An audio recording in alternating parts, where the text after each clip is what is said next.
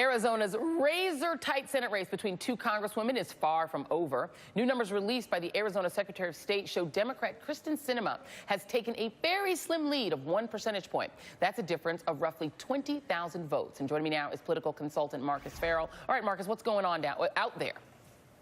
Well, not to be outdone by Georgia and Florida, the Arizona Republican Party decided to say, hold my drink. Let's figure out how we can make sure that this Senate race does not go to the Democrats. I want to officially say that Arizona is now a purple state.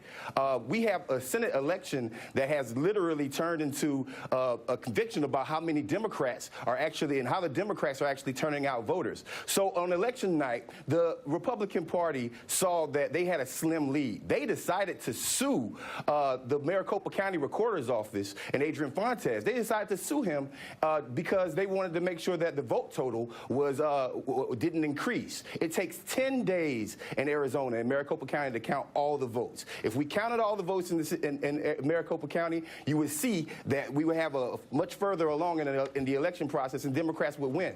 The Republican Party tried to sue and stop the election from processing and making sure that at least the percentage of voters would work out. So what we're seeing right now is an attempt to subvert the votes here in the state.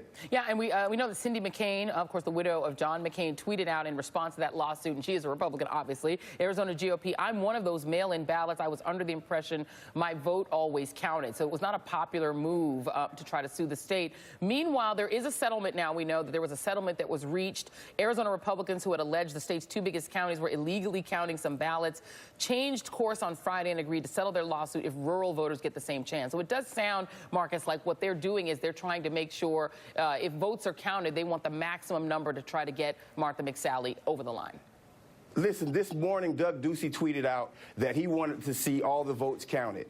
What's amazing to me is the amount of how the Republicans switched in 1 week. Once they saw that the Senate race, the education race, the public instructor race, and other down ballot races were turning towards Democrats, they wanted to finally see. Then they wanted to see how many votes could actually get cast for the Republican Party. So what they're banking on is outside of the bluest area of Arizona, Maricopa County, the rural areas actually show up and turn the tides for them. But I have a funny feeling that that's not going to happen. I believe Sinema's about to run away with this thing. Yeah, well, we know that Arizona has not had a woman senator. It has had women governors. There was something called the Fab Five in 1998 for Republicans and one Democrat who were eelected, including Janet Napolitano, who ended up in the Obama administration. Let's put up those totals that we see so far. Kristen Sinema is at 49.34%. Martha McSally, the Republican, is at 48.33%. You participated in that gubernatorial race there, Marcus, advising the Democratic candidate. Do you expect that there are enough votes out there for Sinema to hold on to that lead? Absolutely.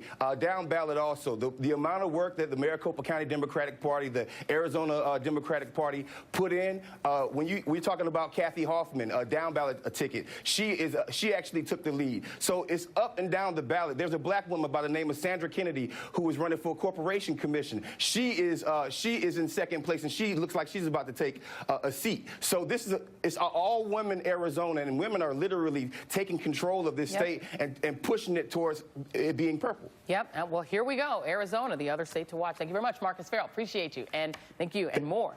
AM Joy after the break.